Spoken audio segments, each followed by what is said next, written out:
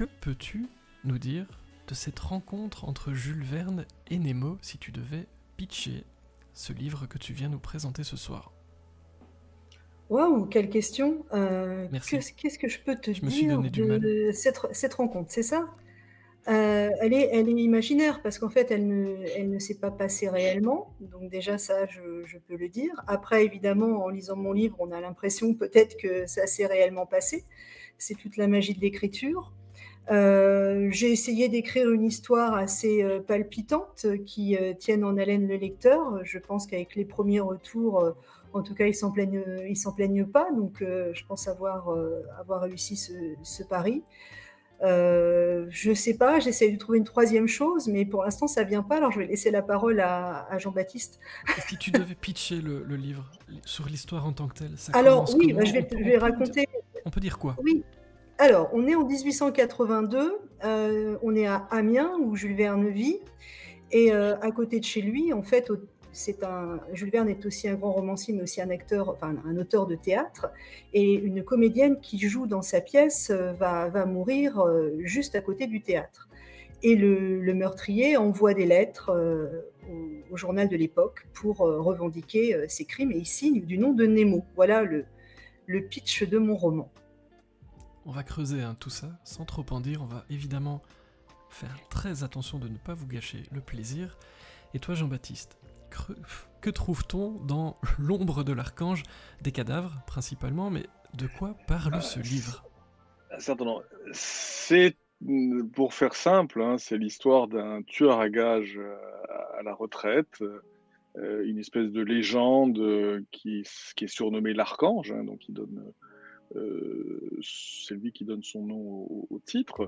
Et on appelle l'archange parce qu'il est craint, il est mystérieux, personne ne le connaît, et il tue sans armes, il tue avec ce qu'il a sous la main. Donc il a un côté comme ça, un ange exterminateur qui sème la terreur. Et cet homme, donc, qui a pris sa retraite, entre guillemets, va reprendre du service pour mener à bien une sorte de vengeance. Et en fait, et ce faisant, il va s'associer dans un trio improbable avec un vieux flic un peu dépressif, un peu ripou, un peu alcoolo, et un rat de bibliothèque, un documentaliste qui est un petit bonhomme sympathique, attendrissant et parfaitement inoffensif. Et donc cet improbable trio va conduire une espèce de croisade, de vendetta contre de vrais grands méchants, puisque, bon, comme dans tous mes polars, il y a vraiment un fond aussi qui s'appuie sur des choses réelles, malheureusement réelles, et là, en l'occurrence, je fais allusion à la traite des êtres humains, qui est une des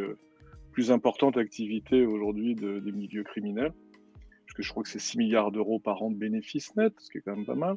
Voilà, donc ces trois petits bonshommes vont s'attaquer à tout cela, avec naturellement beaucoup de coups et blessures.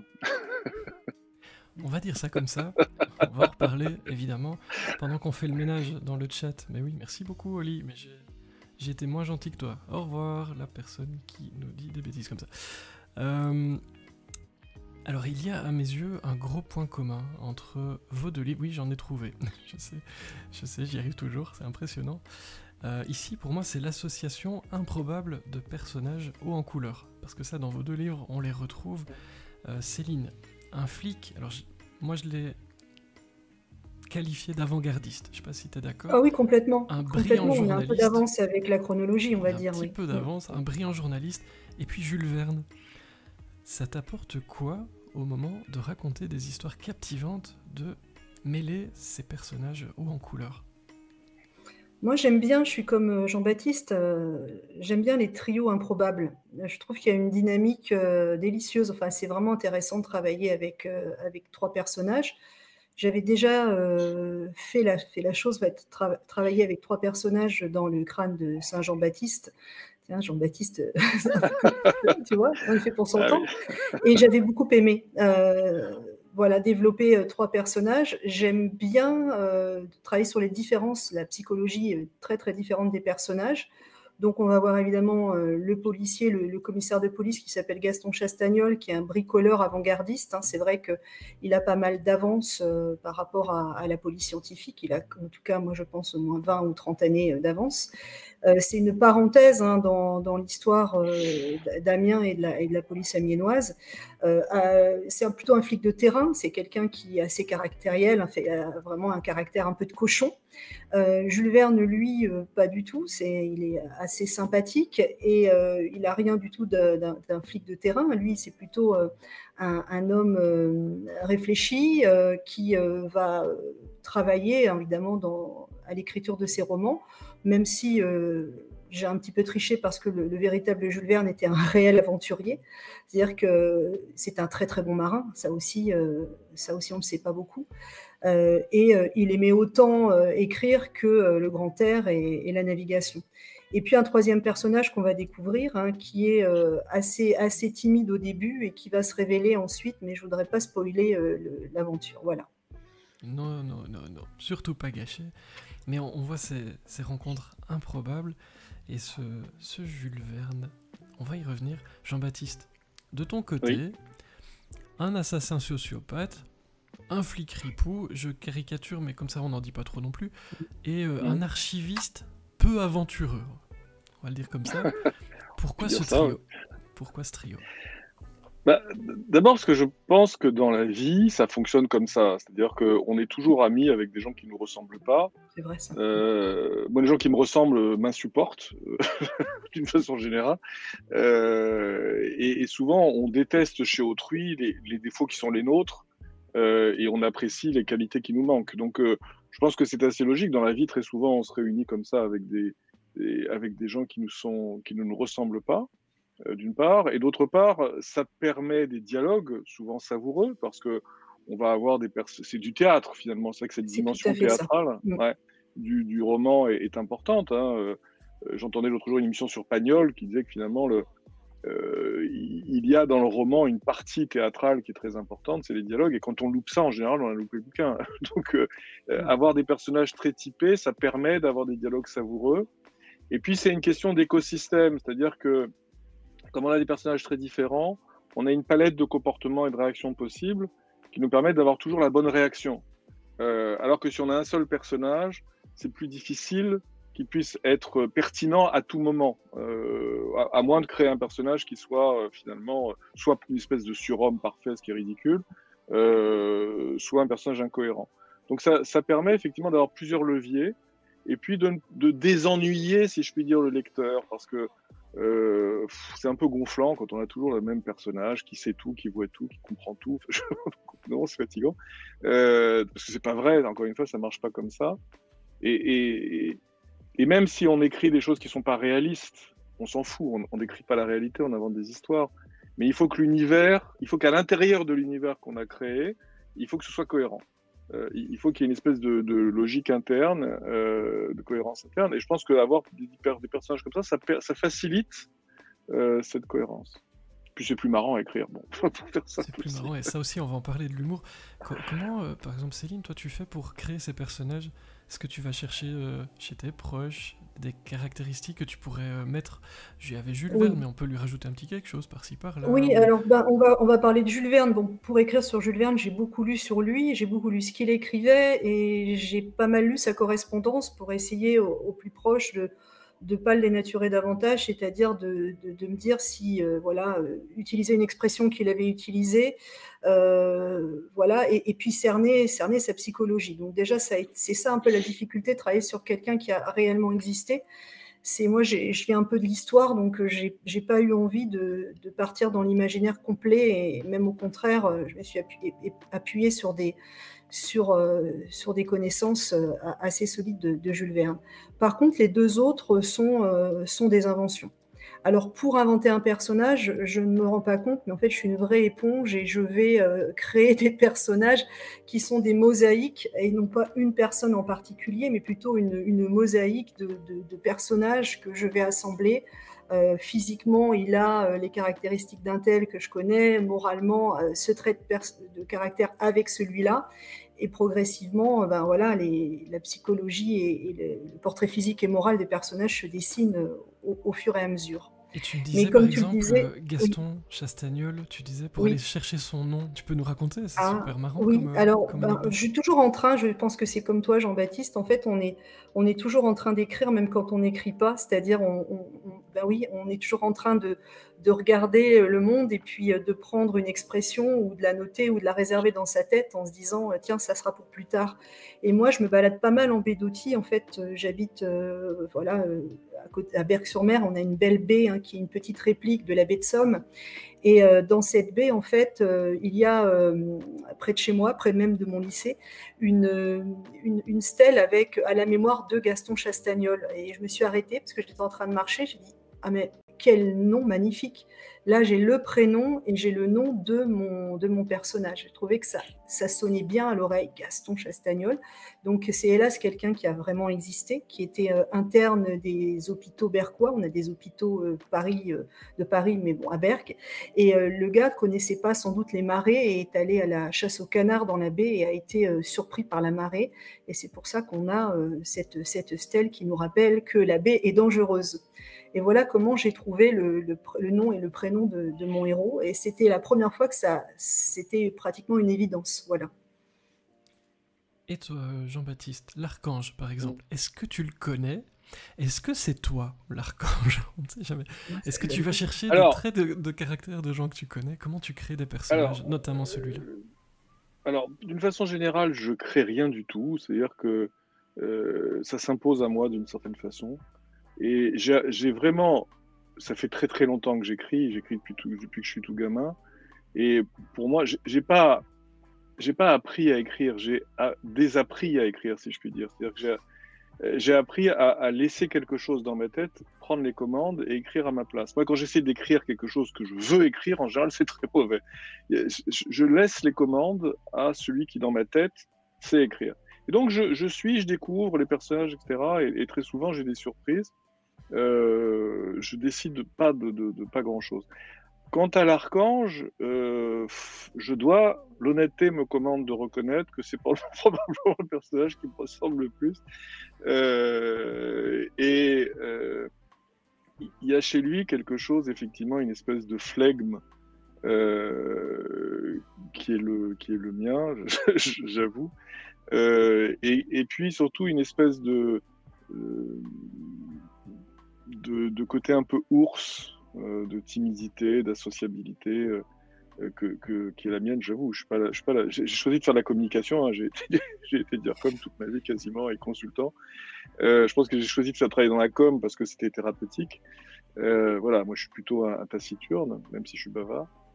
Et je pense que l'archange, qui a tellement de mal à communiquer avec les gens, qui ne sait communiquer qu'avec les petits animaux, comme il dit, effectivement, c'est un personnage qui me ressemble beaucoup.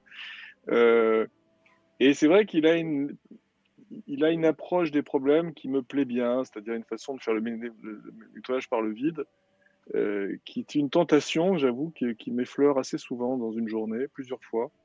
Dès que je croise des malotrus, c'est-à-dire assez souvent.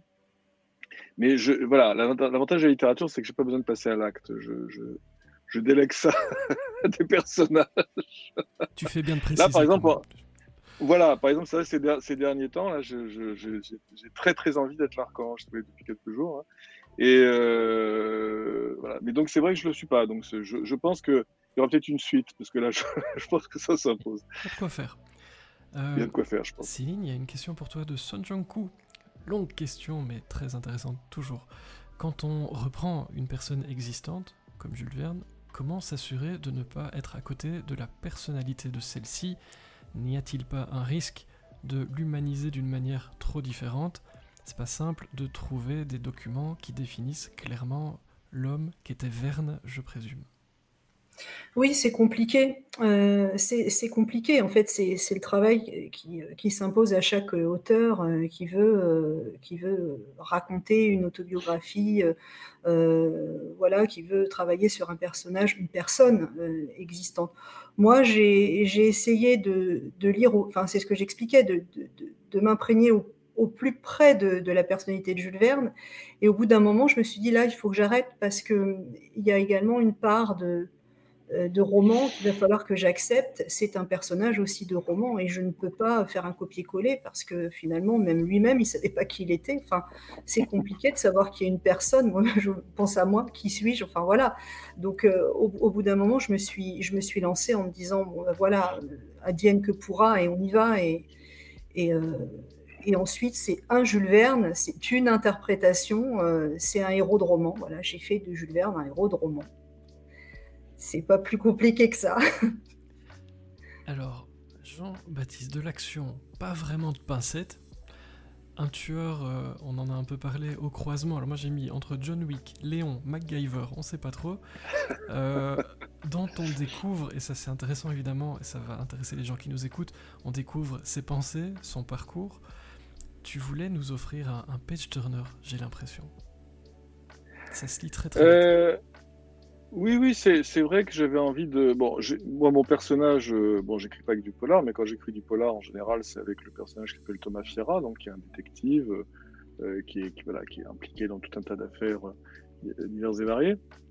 Et je sais pas pourquoi, en fait, j'étais parti d'une nouvelle que j'avais commencé à écrire, je voulais écrire le journal intime d'un tueur. Et j'ai commencé l'exercice et ça s'est avéré assez stérile parce qu'en fait c'était très répétitif. Et donc j'ai laissé ça de côté. Et ça m'est revenu un jour. Je me suis dit, finalement, je pourrais intégrer ça dans une histoire plus générale. Donc, et je suis parti sur. Et à partir de là, c'est toujours première question d'un roman, c'est et si. Alors on part de un et si, etc. Et c'est l'idée du trio finalement qui s'est imposée à moi. Et à partir de là, l'histoire s'est construite autour de ça. Mais oui, j'avais envie d'écrire un roman centré sur à la fois l'action, la psychologie des personnages, et moins sur une intrigue policière et ou sociale ou sociétale, comme souvent dans mes autres romans. Là, c'est de l'action pure, effectivement, d'une certaine façon. Et ce qui m'intéresse aussi, c'est la relation entre les personnages. Voilà. C'est ces deux aspects-là. Là, il y a un troisième aspect qui est plus en filigrane, ce qui m'intéressait, c'était de montrer que les méchants ne sont pas toujours ceux qu'on croit et les gentils non plus. L'immense relativité de toutes ces choses-là. Toutes ces choses-là. Salut Christophe, bienvenue. Céline, à la lecture de ton livre, on ressent un attrait pour la littérature anglo-saxonne du type Jack l'Éventreur, Jekyll et Hyde. Est-ce que c'était les romans qui étaient posés sur ta table de chevet quand tu étais Oui, alors à l'adolescence, parce que quand j'étais gamine, j'étais très trouillarde, donc j'aurais jamais lu un truc pareil, ou alors vu un film comme ça. Et en fait, ça s'est vraiment révélé à l'adolescence. Je ne sais pas pourquoi, enfin peut-être une question de maturité. Donc j'ai découvert à l'adolescence beaucoup de romans de Stevenson, d'Edgar Allan Poe, et j'ai beaucoup aimé cette ambiance très très londonienne avec le brouillard, et ça m'a toujours passionnée en fait. J'ai laissé ça de côté et c'est ressorti beaucoup plus tard. Tu parles de Jack l'Éventreur, mais en fait le tout début, la première scène, c'est carrément un copier-coller du rapport d'autopsie de Jack l'Éventreur. Parce que j'avais envie de partir d'un fait réel. On en a discuté quand on a préparé cette émission, tu étais abasourdi sur l'histoire du volet, puisque en fait, cette comédienne va être déplacée de la scène de crime et emmenée par le policier à la morgue. Voilà, c'était exactement ce qui s'est passé pour le premier crime de Jack l'Éventreur. Et apparemment, ils ont pris sur le volet qui traînait, sur un volet, civière, tout ça, pas trop envie. Tout à fait, pas vraiment une voiture à bras, voilà. Et hop, on déplace. Non, mais c'est incroyable. On ne ferait jamais ça maintenant. Enfin, et je suis partie de cette idée, quand je l'ai lu, je dis mais c'est pas possible. Et je suis partie de cette idée-là pour créer toute cette histoire avec Nemo. Et ce qu'on ne sait pas aussi, c'est que lorsqu'il envoyait ses lettres de confession à la presse, où il faisait semblant d'écrire avec des fautes d'orthographe, parce qu'il y a beaucoup de graphologues qui se sont penchés sur ses lettres, et ben il signait Nemo. Donc moi, je me posais la question, est-ce qu'il avait lu Jules Verne ou est-ce qu'il avait lu Homère avec l'épisode de Nemo quand Ulysse, le cyclope demande à Ulysse comment tu t'appelles et lui dit Nemo, ce qui veut dire en grec personne. Voilà, c'est un jeu de mots comme ça, quitte à crever l'œil, eh ben c'est personne. Ah ben si c'est personne, arrête de te plaindre. Donc c'est ça l'histoire et je me suis dit bon voilà un bon début pour un roman. Transposons cette ambiance qui m'a tellement fascinée, l'ambiance du 19e anglais, hein, voilà, à cette ville d'Amiens au 19e, et puis j'avais envie de partir là-dessus, et voilà, c'est comme ça que cette idée a vu le jour. Alors, il y a un autre point commun entre vos livres, c'est cette figure du méchant, du mal qu'on ne voit pas, qui se cache derrière un pseudo, hein, tu viens d'en parler, et qu'on cherche à démasquer. Alors, comptez pas sur moi pour vous en dire beaucoup plus ce soir, mais ma question c'est, est-ce que c'est amusant, quand on écrit, de construire ce type de méchant qu'on ne voit pas, et qui se cache et Ah qu'on oui, essaye de enfin, je vais démasquer? répondre, c'est peut-être ton tour, mais enfin, moi, c'est très intéressant. Moi, j'aime les slashers, ça se dit comme ça, les slashers au cinéma. J'aime beaucoup Scream, j'aime beaucoup les films, alors que je ne pouvais pas voir un film d'horreur quand j'étais enfant. C'est mon mari qui m'a fait le premier rendez-vous qu'on a, on va voir un film d'horreur. Je n'avais jamais vu ce cinéma-là, et je me suis passionnée pour ce cinéma-là parce que justement, tout est inventé, c'est très intéressant. Et on découvre à la fin qui a fait le coup et pourquoi et ses motivations. Bon, ça existait déjà, vous allez me dire, dans Scooby-Doo. Hein, à la fin, c'est le professeur machin de la fête foraine. Mais moi, ça me passionne, et je pense que le roman, c'est aussi une manière de revivre pour moi des grands classiques du cinéma qui finalement m'ont passionné quand j'y suis allée. Et j'aime bien travailler sur les figures d'ombre parce que ce sont comment on les met en place. Alors évidemment, des fois on montre le crime sanglant, et puis quelquefois c'est une ombre qui passe furtivement dans le livre, jusqu'à une révélation finale qui normalement doit scotcher le lecteur si on a bien réussi son coup. Voilà. Je vous laisse découvrir, elle a bien réussi son coup. Jean-Baptiste, construire ce type de méchant, c'est amusant? Alors, non, non, je peux pas dire que ça m'amuse. Parce qu'en fait, je pense que si j'écris des romans, d'une façon générale, ça peut paraître prétentieux de dire ça, mais d'une certaine façon, c'est pour donner la parole à des gens qui ne l'ont pas. Et notamment dans le polar, la donner aux victimes. Moi, je suis consultant, j'ai été coach, de com, etc. Et c'est vrai que j'ai beaucoup travaillé notamment sur la question de souffrance au travail. C'était le point de départ, hein. C'est comme ça que j'ai commencé à écrire des polars avec Kira. C'est sur le monde de l'entreprise. Et effectivement, il y a deux façons d'être victime. Enfin, il y a deux aspects dans le fait d'être une victime. Le premier aspect, effectivement, c'est d'être de subir une violence, hein, évidemment, quelle qu'elle soit. Et l'autre aspect, c'est qu'en général, la victime ne comprend pas ce qui lui arrive. Elle est l'objet d'une puissance supérieure, si je puis dire, qui lui fait du tort. Et donc, c'est double peine, si je puis dire. Et pour moi, le héros, notamment, c'est le cas de Fiera dans les histoires, mais c'est vrai, c'est le cas aussi là du trio improbable. Ce sont des gens qui vont se battre pour autrui, pour démasquer ce mal qui tire sa puissance justement de son invisibilité, si je puis dire, parce qu'il est intouchable. Et dès lors qu'on le démystifie, on lui fait perdre une partie de son pouvoir.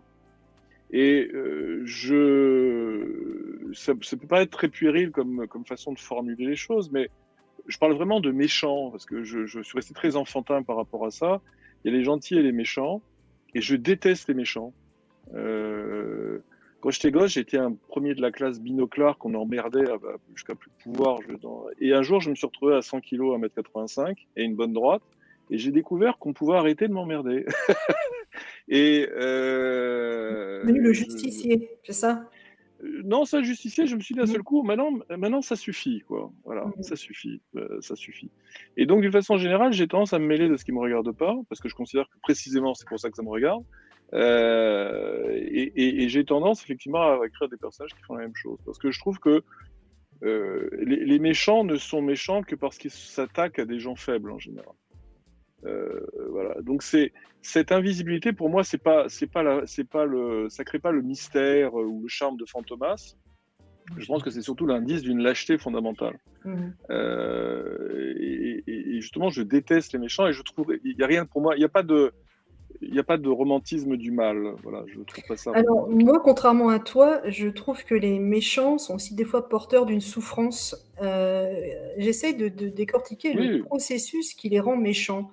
pourquoi sont-ils méchants? Étaient-ils des gentils qu'on a fait souffrir pour qu'ils deviennent des méchants? Enfin, c'est toujours très intéressant de travailler sur la figure du mal en Oui, littérature. oui, bien sûr, c'est sûr. Non, mais Et ça, c'est vrai par ailleurs. l'anti-héros, pourquoi est-il si méchant? Pourquoi est-il devenu comme ça?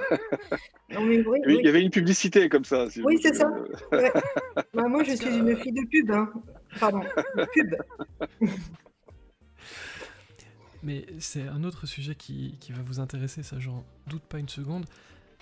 Céline, 19e, mais revisité pour nous offrir un divertissement exceptionnel. Et j'utilise ce mot-là exprès, divertissement. Toi, tu le mets dans ton avertissement déjà, mais dans Oui, ma c'est ça, bouche, les c'est un littératures. vrai C'est un vrai compliment. divertissement. Je pense Ouais. que faut arrêter de prendre la littérature des fois parce qu'elle n'est pas. Et moi, j'ai envie, moi, je lis pour me divertir, pour passer un bon moment, pour avoir voilà, un bon moment. C'est pas pour passer, être pénible, en fait. La littérature doit vraiment nous divertir. Moi, c'est ce que j'ai eu envie de faire, me divertir moi en écrivant et aussi divertir mon lecteur. Et c'est ma question, parce que quand je l'ai lu, je me suis dit que tu t'étais beaucoup amusé. Je me trompe peut-être, Oui, mais je crois que tu t'es bah oui. vraiment beaucoup amusé à faire ce livre, et notamment parce qu'il défie les frontières des genres. J'ai Ah, mais l'impression. j'adore. Moi, Est-ce que je je me suis. trompe? Mais tout à fait. Moi, j'aime énormément de choses. Tu parlais tout à l'heure, Jean-Baptiste, de théâtre. Moi, je suis une fan de théâtre. J'aime énormément Molière, hein. Le théâtre classique me plaît. J'aime beaucoup aussi Edmond Rostand, Cyrano de Bergerac. J'aime le théâtre de boulevard, hein, voilà, quand on découvre un amant dans un placard, quand il y a des quiproquos. Je ris énormément. Voilà. J'aime aussi la poésie. J'aime la littérature de gare. Enfin, j'aime tout et je m'amuse parce que c'est vrai que j'ai un travail à côté. Je suis enseignante et ma récréation, c'est d'écrire des romans et de me faire plaisir. Alors, si moi je me fais rire, si je me divertis, je me dis, ben, il faut d'abord que je trouve un bien-être à écrire et après, si mon lecteur le ressent, s'il ressent tout le plaisir que j'ai eu à le faire, eh ben c'est normal, c'est parce que ça m'a fait plaisir, donc je partage mon plaisir égoïstement peut-être avec lui, j'en sais rien. Et là, le mélange des genres, c'est parce que j'ai beaucoup de mal à... C'est comme en musique, j'aime beaucoup de choses. Je suis pas très sectaire, donc je crois que pour faire un bon cocktail, il faut mélanger plein de choses. Autrement, c'est un peu insipide au niveau des saveurs. Donc on va rire, on va pleurer, on va vibrer, on va trembler. Il faut aussi qu'il y ait des registres différents pour que je puisse m'amuser. Des fois, j'ai envie aussi de pleurer avec mes personnages. J'aime aussi les histoires d'amour, même dans le polar. On a l'impression que l'amour et le polar sont incompatibles, mais il y a toujours un petit peu une romance parce que sans amour, la vie est tellement triste. Voilà, donc je mets un peu tous les ingrédients. Et on peut le faire en 2024. Même question pour toi, hein, Jean-Baptiste. Je peux me tromper, sait-on jamais, mais je crois que tu t'es beaucoup amusé aussi avec les codes des genres qu'on voit un peu en général en librairie et ailleurs. C'est précieux pour toi de pouvoir sortir des clous et de faire du cocktail. C'est essentiel. Notamment sur celui-ci, parce que bon, d'une façon générale, j'essaie de m'amuser quand j'écris, enfin en tout cas d'y prendre du plaisir. Pas toujours m'amuser, parfois sur certains autres bouquins, je me suis pas amusé, mais en tout cas j'ai pris du plaisir. Pour celui-ci, c'était clairement de l'amusement parce que pour être, j'ai pas un goût. Moi, j'adore le polar, j'adore surtout le roman noir, j'adore vraiment le néo-polar. Je suis pas un grand fan de thriller. Au sens où les livres, enfin les histoires de serial killer où on découpe les gens en tranches à tout bout de champ, etc. Bon, c'est pas ma tasse de thé. Sauf quand c'est très très bien écrit, comme chez dans Céline, effectivement, il y a des aspects, il y a un tueur, etc. Mais c'est pas, on n'est pas dans le gore, on n'est pas dans cette Non, recherche jamais. trash. J'aime pas tellement ça. Enfin, la Voilà, première donc scène est un peu violente, mais oui, mais c'est c'est quand comme même, une scène d'exposition. voilà, tout à fait, oui, c'est un point de départ. Mais c'est vrai que ces romans trash où on sent que le gars se dit bon, maintenant j'ai utilisé une râpe à fromage, une machine à jambon et un mixeur pour tuer quelqu'un, qu'est-ce que je pourrais inventer maintenant? Bon, c'est pas mon truc. Et donc je me suis amusé parce que effectivement, il y a un petit passage d'ailleurs dans le roman où il a une espèce d'encyclopédie du meurtre où le personnage liste toutes les façons qu'il a eu de tuer des gens. Bon, c'est vraiment un pied de nez à ce genre de choses. Et puis oui, encore une fois, je pense que comme je l'ai écrit, je sais plus où, le problème, enfin, notre vie est consternante d'une façon générale. Je pense que le monde est consternant. C'est-à-dire qu'on n'arrive même pas à être tragique. L'être humain est consternant, mais il n'est pas tragique, et donc ça fait de nous des êtres tragicomiques. Même quand on essaye d'être grandiose, on est pathétique, et heureusement en même temps, parce que c'est ce qui nous rend humains. Sinon, on serait monstrueux, on serait comme des dieux, comme les dieux de l'Olympe, on serait monstrueux. Ah, je suis Donc nous d'accord sommes, avec toi. Ouais. voilà, nous sommes grotesques, mais c'est ce qui nous rend humains. Et donc, je déteste ces polars où tout est noir de A à Z. Le gars est alcoolique, sa femme est morte, ses enfants sont tuberculeux, il se drogue, il a mal aux pieds. Enfin bon, c'est bon. Enfin, au bout d'un moment, la vie n'est pas comme ça. La vie est tragicomique. Comme je dis souvent, on rit aux enterrements et on pleure au mariage. Voilà, la vie est comme ça, et je pense que j'ai envie que mes romans soient aussi un petit peu comme ça. Je suis attaqué par une mouche, c'est pas très bon signe ça en général. Et donc, voilà, j'essaye de m'amuser, et encore une fois, d'avoir cette espèce d'effet de réel, parce que dans la vie, encore une fois, c'est comme ça. Enfin, et puis, comme dit Céline, si je suis mon premier lecteur. Si déjà moi je m'emmerde, qu'est-ce que ça va être? Ça va se sentir, hein, je pense. Ça doit se sentir, des livres où on s'emmerde profondément. Je pense qu'on doit emmerder nos lecteurs, c'est sûr. C'est évident. Et il faut qu'on a... c'est trop pour aller dans ton sens, donc il faut le dosage. Au passage, merci beaucoup Julie et sa passion livresque pour le follow. Merci beaucoup, ça me fait plaisir. Et je t'annonce que Anita, elle s'est fait offrir Jules Verne contre Nemo pour la fête des mères. C'est bien, c'est un beau cadeau. Hâte de te lire, dit-elle. Vous parliez d'humour. Par exemple, Céline, dans ton livre, on en parlait, on croise des faits improbables, mais qui sont tirés de la réalité. Et ça, moi, j'adore, parce que parfois, il y a des notes de bas de page qui vous orientent un petit peu, qui vous disent, parce que c'est tellement gros qu'on n'y croit pas. Tu nous parlais de ce transport du premier corps. Et là, c'est le tout début, donc on ne vous a pas gâché grand-chose. Mais par exemple, le nom des domestiques, c'est quelque chose que j'adore, c'est aussi le début, comme ça. J'ai découvert ça m'a étonné aussi. Tu peux nous expliquer ce que... Alors, en fait, le couple, c'est Honorine Verne, la femme de Jules Verne, qui appelait toutes ses domestiques Rose, peu importe le prénom qu'elle portait. Elle trouvait que Rose était le prénom de la domesticité, puis en les appelant toutes Rose, elle ne se trompait pas. Donc moi, je me dis, mais quelle mentalité! Mais en fait, il faut remettre ça dans le contexte. On est au 19e siècle, le domestique est un outil, ok. Mais c'est pour ça que j'ai dédié mon livre à toutes les Roses. Alors Rose, ça peut être n'importe qui, ça peut même être un garçon. Pour moi, je pense que c'était important de dédier mon livre à tous les gens qui avaient vécu, qui ont vécu ou qui vivent actuellement aussi une condition comme ça, où en fait on va gommer leur propre prénom parce que on les appelle Rose. Moi j'ai beaucoup pensé aux gens de ma famille, hein, notamment ma grand-mère qui était domestique, qui servait toute petite 10 ans, des gens comme ça, et voilà. C'est pour ça que elle s'appelle Rose, la domestique. Mais le couple l'aime bien, c'est-à-dire elle est mieux traitée chez les Verne qu'on était traité ailleurs. Et parce que c'est un homme de progrès. Ça peut, d'une manière générale, est-ce que ça peut réconcilier certaines personnes avec l'histoire, d'avoir des faits comme ça? Moi, je me dis, elle a inventé ça, c'est pas possible. Et puis, du coup, après, j'ai regardé. Non, souvent, ce qu'on croit que j'invente, c'est la réalité, et voilà, et vice versa. Non, c'est. Alors oui, je pense que les romans historiques peuvent réconcilier les gens.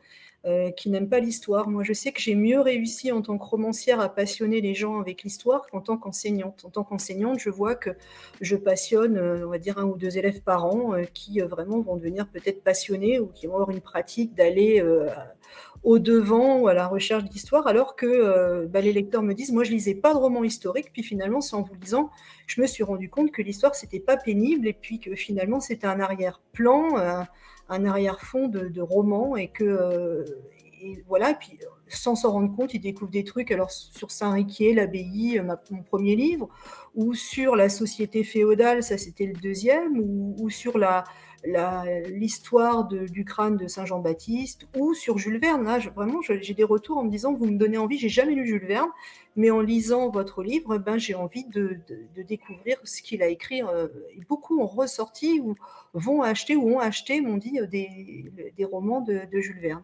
Ça te touche, oui, je pense que oui, ça me touche, parce que si je suis devenue enseignante, c'est parce que j'avais envie de transmettre des savoirs et j'avais envie d'être un vecteur, en fait, un passeur de quelque chose.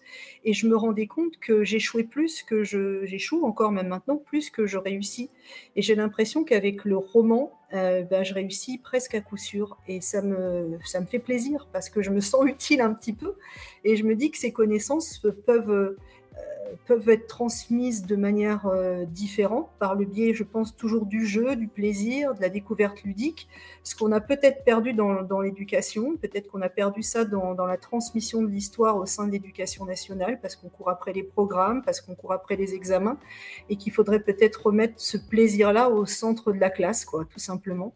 Donc, je me sens vraiment utile depuis depuis 3-4 ans, depuis que j'ai commencé l'écriture, parce que voilà, je sens que je défâche, je ne sais pas si ça se dit, en tout cas, vraiment des gens qui sont très, très hermétiques et qui détestent l'histoire, mais parce que pour eux, elle leur a été mal enseignée à une époque peut-être où ça rimait avec une matière d'échec, quoi. Et au passage, bonsoir Attraction Duty qui est avec nous, et c'est le Kiko qui nous rejoint, le censeur est là. J'ai fait le boulot en attendant. On a banni des gens, c'était horrible. Une boucherie, on aurait dit l'archange. On parle Jean-Baptiste. Salut et merci, 26e mois d'abonnement sur cette chaîne, Kiko, tu es incroyable. Personne ne rattrapera jamais ça. Jean-Baptiste, beaucoup d'humour, on le disait dans ton livre, principalement dans les dialogues, j'ai envie de dire, entre les protagonistes. Ça représente quoi pour toi, le cynisme ou l'ironie sur le monde qui nous entoure? Tu as un regard très spécifique aussi, hein. J'ai l'impression que tu en parlais juste avant. Ça représente quoi pour toi, cet ingrédient-là? D'abord, je crois que c'est ma façon d'être. Moi, je suis un Méditerranéen, je suis pied noir, espagnol, italien, et c'est notre mode de communication, hein. C'est l'humour un peu du ghetto, c'est-à-dire des gens simples et des gens pauvres, parce que j'ai une famille plutôt modeste au départ. Et on a la politesse de l'humour, si je puis dire. On va pas pleurnicher quand même, hein. Donc on rit. On se chambre beaucoup, on se moque beaucoup. Moi, j'étais le petit dernier dans ma famille et voilà, un repas, c'était de toute façon, tout le monde se moque de tout le monde et si on veut avoir le droit de citer, il faut être capable d'avoir le sens de la répartie. Donc, c'est mon mode de communication, d'ailleurs, qui fatigue parfois les gens qui m'entourent parce que je suis quasiment incapable de... Ou alors, je deviens très vite pontifiant. C'est l'inverse. Que quand je cesse d'être drôle, je deviens pontifiant. Mais... et puis voilà, et puis sur le fond, c'est que je trouve le monde à la fois merveilleux, ça c'est un fait, et en même temps consternant. Enfin, moi je suis accablé.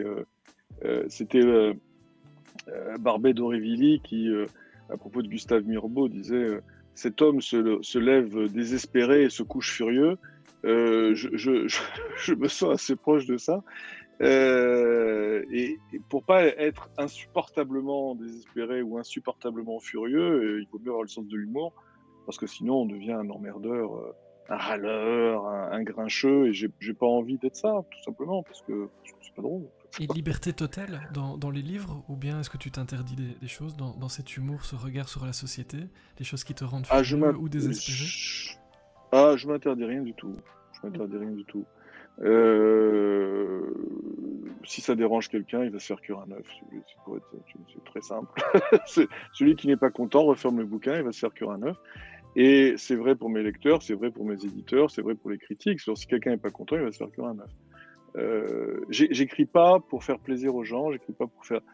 Si les gens aiment, tant mieux, et j'en suis ravi. Vraiment, si ça peut faire plaisir aux gens, si ça peut leur être utile, si ça peut leur faire du bien, j'en suis ravi.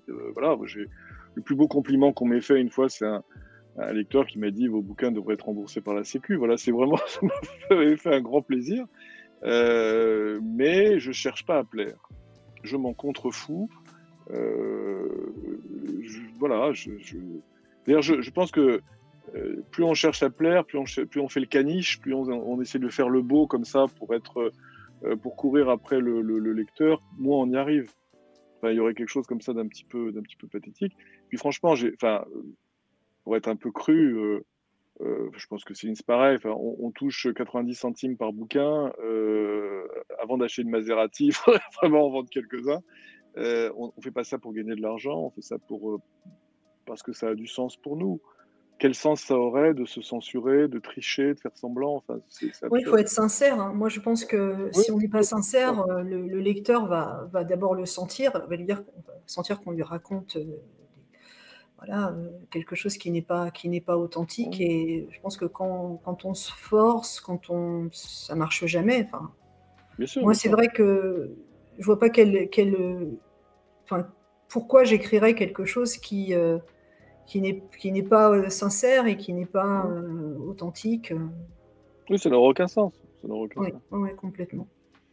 Alors, Il y Donc a au déjà moment où je plein le de... fais, je question. suis convaincue que j'écris quelque chose de vrai, même si ça l'est pas, enfin quelque chose, une part de moi, et je suis 100% Bien en sûr. accord avec ce que j'ai envie d'écrire.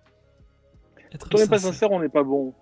Quand on n'est pas sincère, on n'est pas bon. Et comme il y a déjà plein de mauvais écrivains, c'est pas la peine qu'il y en ait plusieurs d'autres de plus. Complètement. Et je pense que au début, je me posais beaucoup de premiers livres, c'était quand j'écrivais une phrase, je me disais mais qu'est-ce qu'on va penser de cette phrase?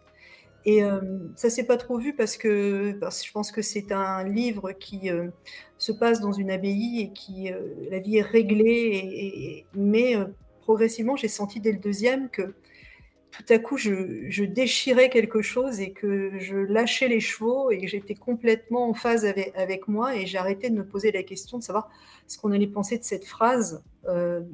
C'est un peu comme un coming out littéraire que j'ai vécu en direct. Je me souviens, je me dis, mais ça fait un bien fou d'écrire en fait quand on fait pas, quand on arrête de faire attention au regard des autres et que on s'écoute soi-même en fait.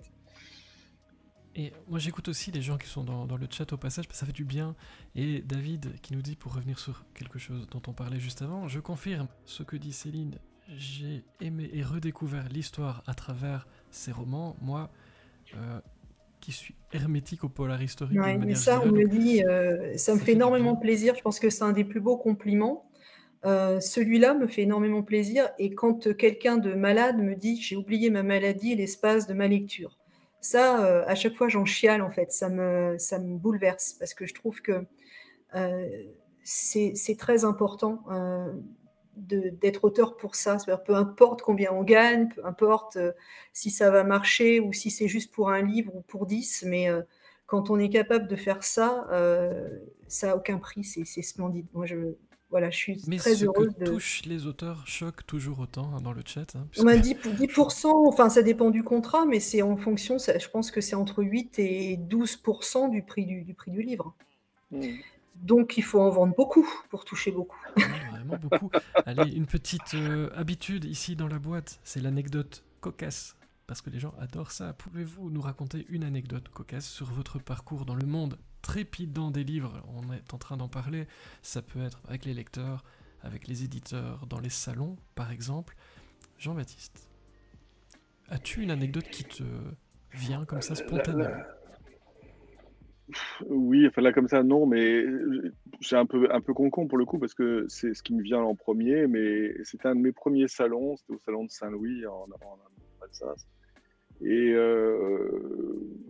c'est ça a été très très très long parce que j'étais coincé entre un comédien que je ne citerai pas, qui écrivait ses mémoires et qui avait beaucoup de gens qui faisaient la queue pour le rencontrer, et une ex-starlette sur leur tour, on va dire, dont le chien essayait de violer mon mollet pendant 2 jours. Et moi, j'étais au milieu et je ne vendais rien, donc c'était très très long. Et à un moment donné, il y a un monsieur qui tenait sa petite fille à la main, comme ça, une petite fille qui doit avoir 5, 6 ans, 7 ans. Et il s'est arrêté, alors je me suis dit, tiens, peut-être un lecteur. Et en fait, il m'a montré du doigt, enfin, il m'a désigné à sa petite fille en disant, tu vois, ça, c'est un écrivain. Puis ils sont partis. Et j'ai presque cru qu'il allait me lancer des cacahuètes ou quelque chose comme ça, comme au zoo. Voilà. Et je me suis dit, bon, ben, ça commence bien. Et voilà, c'est un grand souvenir de. Ah, il y a sans doute des choses plus drôles, mais c'est Les ce qui me vient moments en de premier. solitude. Et toi, Céline? Ça peut être Alors beau, moi, ça peut être j'ai un eu moment de une solitude image là aussi. qui m'est revenue, un truc mais incroyable qui m'est revenu. C'était un salon du livre en fait. C'était Moi, j'appelais ça dans ma tête la foire à la saucisse, parce qu'en fait, il y avait tout et n'importe quoi. Il y avait des jongleurs, il y avait des ateliers de sac, il y avait tout, enfin, et des auteurs. Et il n'y avait pas de place aussi. Donc en fait, j'étais comme ça toute la journée, mais vraiment, hein, pour dédicacer, j'étais comme ça. À côté de moi, là, il y avait une autre autrice, et en plus, il y avait son mari, parce que, je sais pas, bon, son mari était derrière moi, il avait mis sa chaise derrière moi. Il y avait l'autrice là, avec son chien, c'était un caniche, elle avait le caniche, enfin, j'aime bien les chiens, voilà. Et à côté, il y avait un autre auteur, mais qui était assis comme ça.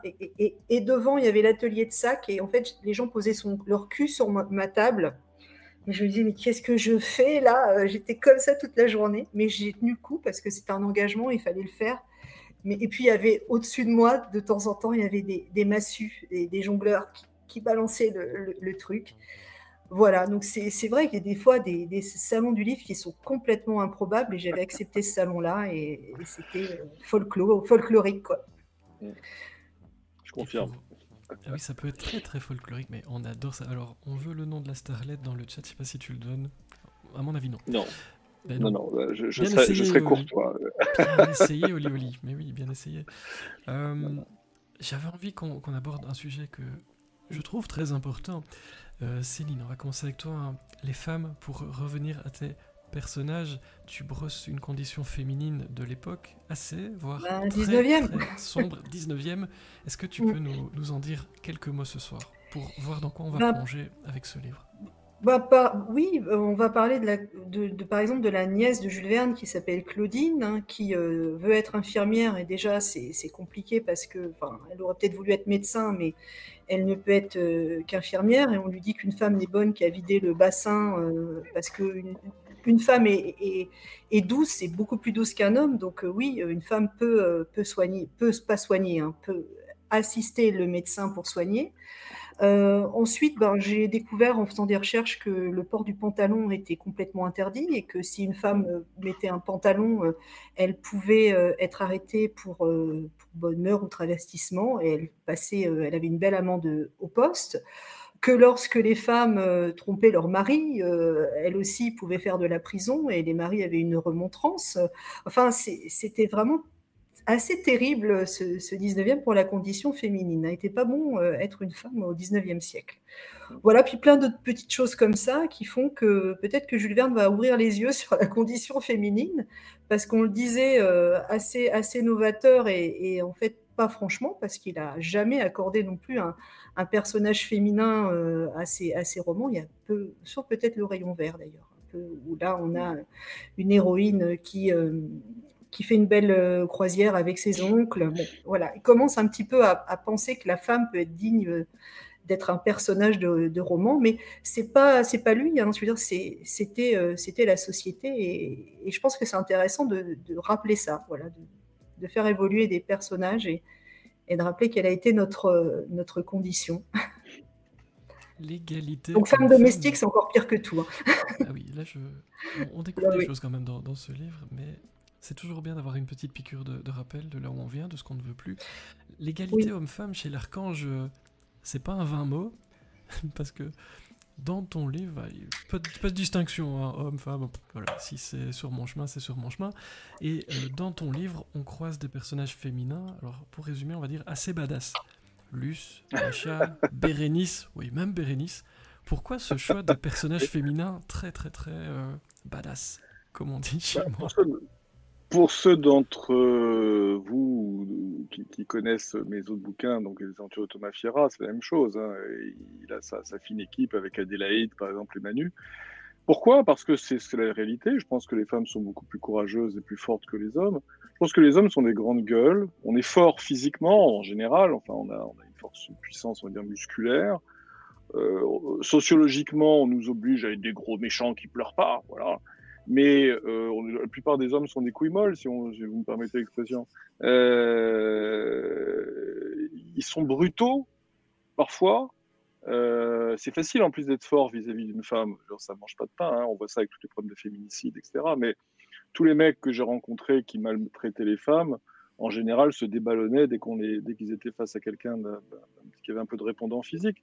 Donc je pense que les hommes sont souvent des couilles molles, qui pleurnichent, qui sont dans les jupes à maman, et que dès qu'ils ont un problème, alors c'est soit leur femme, soit leur maîtresse, soit leur petite copine, soit leur psychanalyste, enfin, ils vont aller pleurer dans les jupes de quelqu'un, alors que quand une femme a des problèmes, elle les affronte en général. Et j'ai toujours trouvé, et je dis pas ça par une espèce de truc, oh là là, les femmes sont parfaites. Non, je pense qu'il y a il y a autant d'emmerdeuses que d'emmerdeurs, de femmes stupides qu'il y a d'hommes stupides. J'idéalise pas les femmes, mais je trouve simplement que la condition qui est faite aux femmes, encore aujourd'hui, parce que Céline parle du 19e siècle, bien évidemment. Bah, ça n'a pas beaucoup de fois changé. Oui, hein. oui, il ne faut pas oublier qu'en 1974, une femme n'avait pas le droit de faire des chèques, n'avait pas le droit de créer. Oui, voilà, n'avait pas son propre compte en banque, devait demander à son père d'encaisser sa paye. Tout à fait. Donc tout ça est encore. C'est très récent. C'est très récent, très fragile. Et quand on voit le nombre de féminicides qu'il y a en France, c'est consternant, etc. Enfin, en France et ailleurs. Donc, je pense que le sort qu'on fait aux femmes, en fait, on traite les femmes depuis des siècles et des siècles comme si c'était un pays colonisé, une espèce de pays en voie de développement. Et malgré ça, elles arrivent à nous supporter, à tous les sens du verbe supporter, à tenir le coup, à élever. Enfin, voilà, moi je trouve qu'elles ont une force et un courage exceptionnels. Ça les rend pas moins emmerdantes pour autant. Parfois, ça les part pas de toutes les qualités, mais en tout cas, il y a un courage et une force chez les femmes que je pense qui est incontestable et qui fait, je pense, vraiment défaut aux hommes. Les hommes peuvent être téméraires, peut-être parfois, pour des raisons psychanalytiques complexes, mais pas forcément courageux. Voilà. Je pense que les femmes le sont davantage. Donc, ça n'est qu'une réalité. Je pense que c'est simplement le fruit d'une réalité et que l'absence ou la quasi-absence d'héroïnes féminines dans l'essentiel de la littérature quasiment jusqu'aux années 50, ou alors c'était des tuberculeuses mourantes ou des bourgeoises évaporées ou des miséreux. Oui. Bon, c'est vrai que on était dans le cliché. Si on prend le polar, mais je vais essayer d'être bref, il y a une héroïne absolument formidable dans le domaine du polar, du polar d'aventure, c'est Modestie Blaise. Qui a donné lieu à des tas de romans, à des bandes dessinées qui sont absolument fabuleuses aux États-Unis et en Angleterre. Je ne comprends pas pourquoi ce personnage n'est pas davantage connu, cette héroïne n'est pas davantage connue. Elle est très très connue dans le monde anglo-saxon, mais pas en France. Ça a été traduit, ça a été un bide total. Et je pense que c'est justement parce que c'est une femme que ça a été un bide total, alors que c'est une héroïne extraordinaire. Enfin, Lara Croft à côté, c'est une gravataire. Donc voilà, je pense que ça manque dans l'univers du polar. Et j'avais envie de ça. Et puis ça m'amusait de me moquer des gros machos habituels qui me fatiguent. Céline, tu décris dans ce livre un quartier de Saint-Leu qui ressemble à la cour des miracles, nous dit Oli Oli dans les questions. Un quartier glauque, malfamé, où les gens utilisent prioritairement le ch'ti, patois picard, plutôt que le français. On le retrouve dans ton livre. C'est évidemment une de mes questions, parce que c'est quelque chose que moi j'ai adoré, c'est ce réalisme des dialogues. Par moments, je disais, quand on a préparé, ça ralentit la lecture. On se dit, oula, attention, je patine un peu, je reprends, et c'est vraiment super intéressant. Est-ce que tu as exagéré le trait ? Oui, un peu. Ou est-ce que tes recherches t'ont amené à travailler comme ça ? Alors, dans les recherches, en fait, on se rend compte que Saint-Leu, c'était un quartier populaire, comme il y en avait d'autres, des quartiers très ouvriers à Amiens, et comme dans toutes les grandes villes du 19e qui commencent à subir l'industrialisation, on a des zonages particulièrement marqués entre des quartiers bourgeois et des quartiers ouvriers. Moi, j'avais besoin, en fait, d'avoir des ruelles sombres, un endroit glauque, évidemment le lieu du crime, et puis des cavalcades, etc. Donc j'ai sans doute un peu accentué les traits, et d'ailleurs s'il y a des habitants de Saint-Leu qui m'entendent, je vous aime, ce n'est pas grave. Non mais voilà, j'ai sans doute un peu forcé le trait, mais ça reste un roman, il faut comme dans Victor Hugo, on est dans les vieux quartiers de Paris des fois aussi, et je pense qu'il a un petit peu forcé le trait. Enfin, je ne me compare pas à Victor Hugo du tout, mais je pense que pour les besoins de l'histoire, il le fallait, c'était nécessaire. Ensuite, c'est vrai que ça a toujours été un quartier très très populaire, donc j'ai beaucoup j'ai bien bossé dessus quand même pour faire ça, ça me gêne ta question. Voilà. Tu peux la zapper, il n'y a pas de problème. Non, mais pas du tout. C'était important que dans le livre, on retrouve pas que du français écrit tout le temps Oui, de la moi même j'avais manière. envie, voilà. Alors, En est-ce que fonction de c'est qui est un le côté personnage, tu lui d'authenticité, donnes une autre voix. voilà, de donner un peu plus d'authenticité à cette histoire? Et c'était aussi un hommage parce que le Picard c'est très beau. Moi, j'aime bien le Picard et je trouvais que c'était intéressant de faire parler, pour mieux comprendre un peu la population de ce quartier, de la faire parler en Picard. Mais je suis très contente parce que je me rends compte qu'il y a même des Niçois ou des gens du Sud qui le lisent et qui arrivent à comprendre parce que finalement, c'est pas si éloigné que ça du français. Ouais, vraiment. Puis avec des notes de bas de page, on s'en sort, hein, on arrive à comprendre un petit peu mieux le, le Picard. Je ne veux pas dire le patois parce que c'est une langue à part entière hein, maintenant, donc on ne va pas dire patois parce que c'est très péjoratif. Moi, je peux dire un mot là-dessus justement, c'est que j'ai trouvé, c'est vraiment une des qualités de ce roman, c'est la véracité des dialogues, parce que c'est souvent très gênant, justement, notamment dans les romans historiques ou polars historiques, c'est quand on voit un personnage, entre guillemets, du peuple, qui s'exprime Moi, soit ça me comme une gêne. personne, voilà, comme une personne d'aujourd'hui, Mm. ou comme un académicien avec l'imparfait du disjonctif qui va bien. Moi, je sors en Là, fait du roman et j'ai pas envie de le rouvrir parce que ça oui, me oui, fait sortir du roman. c'est absurde et c'est injurieux, on va dire, pour les personnages, d'une certaine façon, avec ce qu'ils représentent. Là, c'est ni caricatural, on n'est pas dans la caricature où on surjoue, on va dire, le personnage, et en même temps, on est, voilà, il y a un effet de réel, si je puis dire, qui est Oui, ça vraiment m'intéressait de pertinent. travailler sur Ouais. ça. Parce qu'il y a quand même une part du roman qui est un petit peu fantastique, hein, pour ceux qui l'auront lu. Déjà, le postulat, Jules Verne n'a jamais voilà, couru après Nemo. Et j'avais envie Enfin, ça, c'est ce que de tu crois. Ouais, oui, parce que moi, j'aime bien me glisser dans les interstices et me dire, mais si on ne l'avait pas su, et si c'était une semaine de sa vie, et que finalement, nous, historiens, on n'avait pas été du tout au courant. Et c'est ça que j'aime. Moi, en fait, j'aime toujours me glisser dans cet espace de vide. C'est ce que j'ai fait dans mes premiers romans. Et puis, des fois, les historiens me disaient, mais vous savez, peut-être que c'est vrai, c'est peut-être vous qui avez raison. Là, bon, là, le 19e, plus on se rapproche du 20e, moins c'est sûr que ce soit vrai. Mais à l'époque carolingienne, à la féodalité, on racontait pas tout. Mais sur le même principe, je me suis dit, ça peut être très intéressant de lui faire vivre une enquête, ce Jules Verne, et justement le besoin de vérité, de véracité, en fait, se dire, allez, on va travailler sur les dialogues pour essayer de faire croire au lecteur que ça s'est passé et que c'est vrai. Alors, c'est vrai que j'écoute, hein, moi je suis arrivée dans la région il y a 25-26 ans, et je note plein d'expressions, et notamment le superbe terme de « il a décaroché », j'adore « décarocher ». C'est super ce mot-là. Tiens, je vais remettre ces choses-là, et voilà, c'est aussi un hommage à cette belle langue, en fait. Mais moi, je l'ai vu comme ça, en tout cas. Oui, un bel hommage. Et puis, oui, c'est vraiment chouette qu'on est dans le livre avec eux. Et c'est vraiment, vraiment super bien fait. En parlant de ce qui est bien fait, chez toi aussi, quand on parlait des points communs, Jean-Baptiste, on sent dans le livre un grand soin à écrire des choses précises. Et je vais prendre un exemple parmi tant d'autres. Mais quand l'archange prend quelqu'un en grippe, tu nous expliques les conséquences précises de ses actions sur la cible au niveau anatomique. Alors, je précise quand même quel organe est touché et ce que ça fait concrètement. Ce qui est bien fait, en tout cas moi c'est ce que j'ai aimé, c'est qu'on ne devient pas Wikipédia pour autant, on garde le rythme, mais c'est précis. Quand on touche tel organe, c'est la mort dans X secondes, et on voit que tu as pris beaucoup, beaucoup de soins. Est-ce que c'est important pour toi? Est-ce que je me trompe complètement? J'avais l'impression que c'était chirurgical et assez incisif comme manière de faire. Alors, je ne sais pas si c'est important d'une façon générale. Enfin, si, j'aime bien être précis. C'est vrai que moi, ça, depuis que j'adore le cinéma, par exemple. Et même quand j'étais môme, et puis je suis plutôt bon public, comme on dit. Mais même bon public, et même quand j'étais gosse, il y avait un truc qui m'horripilait pendant les westerns, c'est que, utilisant un Colt à 6 coups, ils arrivaient à tirer 19 balles. Et ce genre de choses m'agace.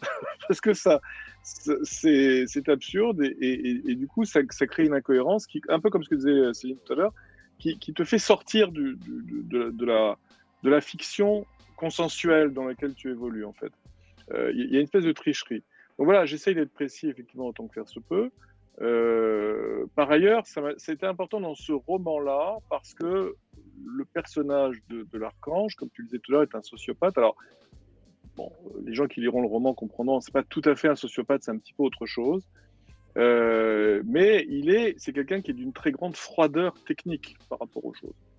Et effectivement, comme il n'a pas d'affect du tout, il regarde les choses et les situations comme autant d'équations, si je puis dire, à résoudre. Et donc, voilà, il est très, c'est très désincarné la façon dont il regarde les choses. Et donc, voilà, quand il tue quelqu'un, il sait à quel endroit il doit taper pour avoir tel effet, etc. C'est purement mécanique. Comme disait l'autre, ça n'a rien de personnel, c'est juste un travail. Et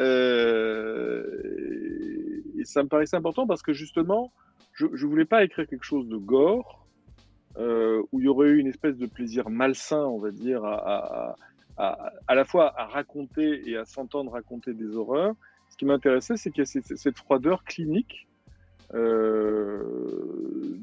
du professionnel. C'est un professionnel. Et il fait les choses de façon professionnelle. Voilà. Donc, je tenais à ce que ça se ressente à ce moment-là. Allez, une petite tradition, je vois le temps qui file. Est-ce que vous m'accordez 5 minutes de plus, tous les deux? Oui, ça va. Avec grand Ouais. plaisir. Alors, ça passe très très vite, hein. Et puis vous avez aussi vos questions, je note tout. On approche de la fin, il y a une petite tradition. Jean-Baptiste, quelle question aimerais-tu, si tu prenais le rôle de l'intervieweur, poser à Céline ce soir dans la boîte? S'il y avait un autre personnage réel, enfin un personnage de l'histoire que tu voudrais mettre en scène, ça serait quel personnage? Ah ça, j'ai pas franchement encore pensé. Alors, oui, alors des fois j'y ai pensé, je me disais, putain, pourquoi pas écrire un truc sur Jeanne d'Arc? Parce que c'est une figure qui me plaît, qui m'intéresse. Mais il y a tellement de choses qui ont déjà été écrites dessus que je sais pas ce que je pourrais faire de... Elle est grillée, si je puis dire. Oui, c'est grillé un peu, elle a mal fini. Ouais. Mais voilà, je sais pas, pourquoi pas un beau portrait féminin? En fait, Oui. j'ai toujours des personnages qui évoluent en duo, un homme-femme ou un trio avec plusieurs, soit 2 hommes, 1 femme, enfin voilà, ou deux, ouais, oui, c'est ça, 2 hommes, 1 femme. Pourquoi pas un portrait féminin, une héroïne féminine toute seule, voilà. Peut-être que c'est, je sais pas, on verra. On verra bien. Par contre, là, je suis en train de continuer à écrire sur Jules Verne parce que j'ai pas encore tout exploré et puis d'autres aventures aussi. Quand j'aurai terminé, je passerai sans doute à un portrait féminin. Ouais. Et toi, alors, dis-moi. Tiens, moi, je te renvoie la Jules question. Verne en 80 livres. Est-ce que tu nous fais ça? Je te renvoie la question, Jean-Baptiste, parce que je suis Oui. sûre que Frédéric va me poser la même. Mais évidemment. Donc, je te renvoie la question. Qui est? Qui est celle que tu viens de me poser. Oui, mais moi, j'utilise pas de personnage réel, donc je me pose pas. Est-ce que tu aimerais écrire sur un personnage réel? Et si c'était le cas, lequel? Non. Non, ça t'intéresse pas? Non, ça m'intéresse pas. Ça m'intéresse pas parce que tout simplement, je n'ai pas envie de me sentir prisonnier de sa chronologie, de sa biographie. J'ai écrit mon roman Animus, par exemple, qui est un roman à la fois philosophique, historique, etc., d'aventure et autres. On y voit apparaître quelques personnages qui ont existé, mais ce ne sont pas des héros. Et voilà, je suis pas du tout attiré par ça. Peut-être que ça me viendrait un jour. J'ai eu une fois une espèce de fausse bonne idée. Je m'étais dit, tiens, pourquoi pas, je vais peut-être enfin essayer de devenir riche, donc je vais trouver un super personnage avec une série qui va me rapporter des millions de dollars. Et j'ai eu l'idée aussi bizarre que saugrenue de me dire, tiens, je vais écrire des polars dont le héros serait Michel de Montaigne. C'est super ça, ouais. Oui, l'idée est géniale, mais sauf que bon, ça m'a donné le plaisir de me refarcir l'ensemble des œuvres de Montaigne, ouais. Y compris son bouquin en italien, et bon, ça m'a confirmé dans le fait qu'effectivement c'était probablement le plus grand penseur français, mais et j'avais des tas d'idées sympas en plus, hein, mais j'ai pas su, je me suis senti écrasé par une espèce de respect vis-à-vis de la biographie, de la chronologie. Moi, j'ai besoin de m'autoriser à faire ce que je veux. Et voilà, je suis pas un bénédictin. Moi, j'écris vite, beaucoup, sous l'impulsion, je me laisse guider, etc. Et je pense que pour faire ça, il faut quelqu'un qui puisse avoir... Il y a de la rigueur, une espèce de rigueur une chronologie. Voilà, que je n'ai pas. que je n'ai pas. C'est pas moi, quoi. Donc je laisse l'idée à quiconque saura s'en Ou alors, il emparer. faut prendre un personnage dont les sources manquent, un peu comme j'ai fait avec Guy de Pontieux, parce qu'à part son nom, une trace dans la tapisserie de Bayeux et quelques actes, voilà, Oui, on ne sait pas. ça Donc, pourquoi pas, oui, ça, éventuellement. ouais, Ça, voilà, ouais, chercher ouais. un oublié de l'histoire, Oui, ça pourrait être sympa. ça peut être intéressant. Mais sinon, non, je suis pas centré là-dessus. Et vous amorcez très très bien la dernière question que moi je vais vous poser. Quels sont vos projets respectifs pour les mois à venir? Alors, Céline, une tournée mondiale avec ce livre qui Une est sorti il n'y a grande pas si tournée longtemps. mondiale. Non, non, en Quels sont fait, tes projets? mes projets, c'est d'aller à la rencontre des lecteurs. Je vais faire beaucoup de librairies ces vacances, parce que je suis déjà en vacances, donc ça me fait plaisir d'aller dans les endroits dans mon coin, qui est une zone assez touristique, pour aller à la rencontre des lecteurs à la sortie des plages, ou pour proposer mon livre à l'entrée des plages. Enfin, je ne sais pas, mais je pense que c'est le livre de l'été, donc j'ai envie que les gens le lisent. Pas beaucoup de salons. Le prochain salon, ça sera à la rentrée, au Temple-Mare, puisque Gilles Guillon l'a annoncé, une des premières à être annoncée. Et puis surtout, rester pour l'instant dans le Nord, parce que je m'y sens bien, et puis parce qu'aussi j'ai mes lecteurs. Et pourquoi pas ensuite ouvrir un petit peu le champ géographique si on veut de moi un peu plus loin. Mais voilà, je vais utiliser mon été à aller à la rencontre des lecteurs. Très beau projet pour toi. Et toi, Jean-Baptiste, quels sont les projets pour les mois qui viennent? Alors, d'abord, terminer la prochaine enquête de Thomas Fiera, qui est bien entamée. Là, j'en suis à peu près à 200 pages, donc je suis sur la dernière ligne droite. C'est un pur effet du hasard, mais qui est une enquête qui va se centrer sur ce monde fabuleux et émouvant qui est le monde de la politique. Voilà, donc ça c'est la prochaine échéance. Par ailleurs, j'espère que mon roman Eden, alors qui est pas du tout un polar, hein, qui est dans l'autre veine de ma production, qui est plus dans le réalisme magique, comme on dit, qui est actuellement en lecture chez un certain nombre d'éditeurs. J'espère qu'il va trouver preneur, si je puis dire, donc ça sera pour moi important. Et puis surtout, c'est que dès que j'ai fini Fiera, je me remets sur un autre roman aussi, qui n'est pas du tout un polar, qui est un roman de littérature blanche, comme on dit, qui s'appelle Leçon de ténèbres, qui est une fable à la fois fantastique, philosophique, un roman d'aventure un peu étonnant, qui se passe dans un royaume mystique sous Paris. Voilà. Et donc c'est des personnages qui vont devoir affronter tout un tas d'épreuves. Alors ça se présente comme une espèce de fable presque chevaleresque, voilà, mais qui est aussi une réflexion sur l'écologie, sur l'état du monde. Voilà mes projets, et puis un scénario sur lequel je travaille, que je dois terminer incessamment sous peu également. Il y a du pain sur la planche. Je vous remercie déjà tous les deux, c'est passé très très vite. J'espère que vous avez passé un bon moment. Très bien. Excellent. On revient toutes les semaines. Ah bah écoute, ils vont se lasser. Il y a un peu un embouteillage, mais on va essayer de trouver. Je vais vous laisser évidemment le mot de la fin pour refermer le couvercle de cette boîte qui était la vôtre en duo ce soir. Que souhaitez-vous nous dire pour conclure votre passage parmi nous? Honneur aux dames, Céline. Écoutez, bonne lecture, avec un S à bonne et à lecture. Amusez-vous, lisez, et puis partagez vos lectures avec les autres. Voilà, c'est tout ce que je vous dis, c'est tout ce que je vous souhaite. De très bonnes lectures. Absolument. J'allais dire la même chose, effectivement. C'est un peu comme ce qu'on dit pour les élections, c'est lisez qui vous voulez, mais lisez. Mais lisez. Et lisez de la BD, lisez tout, parce que c'est important de lire, hein, mais peu importe ce qu'on lit. Voilà. Merci beaucoup à tous les deux. Je vous souhaite le meilleur avec vos livres et vos projets dont on vient Au revoir. de parler.